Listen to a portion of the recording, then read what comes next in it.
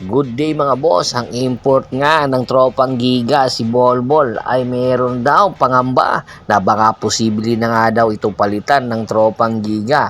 Sa laban nga po ng tropang Giga at ng Pure Blend Titan na kung saan ang score na ginawa ni Bolbol sa score na 97-92 ay 50 big points po ang kanyang ibinuhos para manalo ang tropang Giga at 16 rebounds at 6 blocks ng nasabing player na NBA or former NBA star na ngayon ay naglalaro para sa tropang Giga. Ang kartada ngayon ng tropang Giga 5 win and 2 losses na kung saan napapabalitang hapong malaki ang tsansa na palitan ito kung hindi niya mai-improve ang kanyang performance.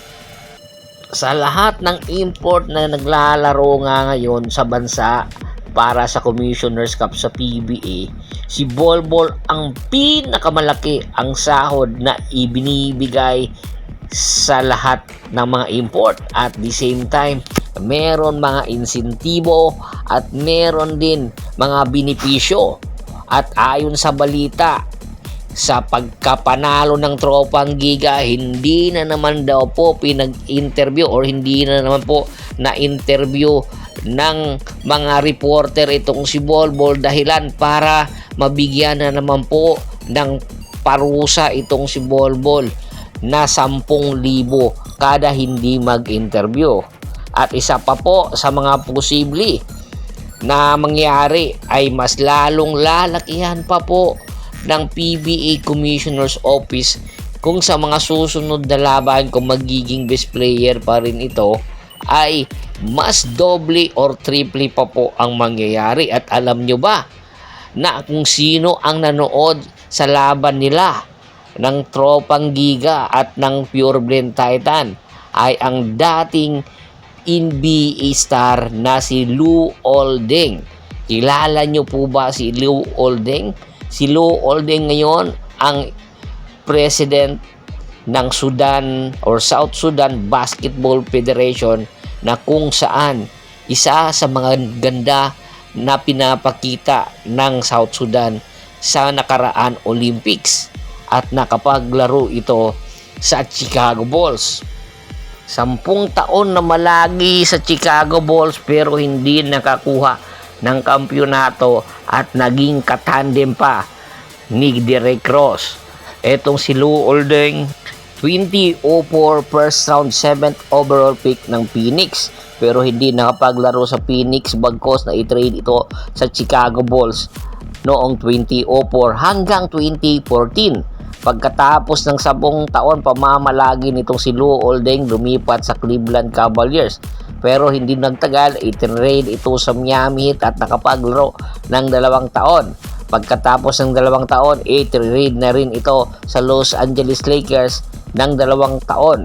Pero sa 2 taon niyang pamamalagi rin sa Lakers, ay trade na Timberwolves noong 2019 na kung saan ito nga yung huli niyang stint sa NBA sa ilalim ng Timberwolves. Dami ang nagsasabi etong si Lou Olding ngayon ang role model ng South Sudan.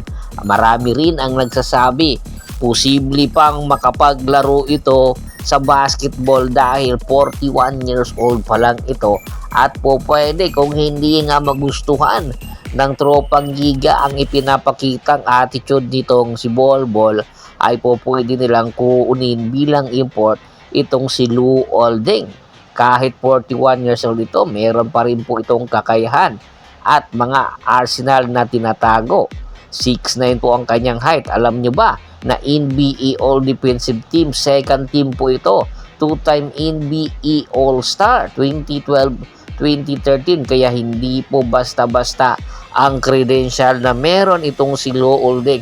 Kahit sabihin pa po ninyo na nagkakaedad na ito, meron pa po itong ibubuga na posibleng makatulong sa tropang Giga kung sakaling ang magpapalit ng import. At hoping nga itong si Lou Olding na maganda ang kanyang ipapakita nitong si Bolbol sa mga susunod na laban ng Tropang Giga dahil malaki daw ang tsansa kung maganda ang ipapakita nitong si Bolbol ay talagang pwede itong i-scout muli ng mga NBA team, lalong-lalo na kung magpapatuloy ang kanyang magandang performance. Naniniwala siya na pang NBA talaga itong si Bolbol.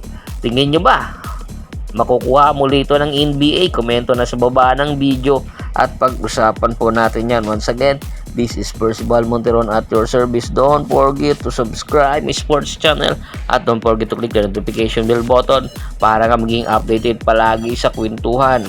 At bago pa man natin tapusin ang ating kwentuhan, shoutout muna tayo sa ating mga solid na followers na laging sumusuporta sa atin kay Kagawad Kat sa kinudukusin ng Hagonoy, Bulacan, Anthony Lakialon at sa Lakialon family, Simpleng Buhay, Rogelio Kahiyang, Ruel Zamora, Bini Igam, Warlito J, at syempre si Boy Tugsok. Marami pong salamat sa walang sawa niyong pagsuporta.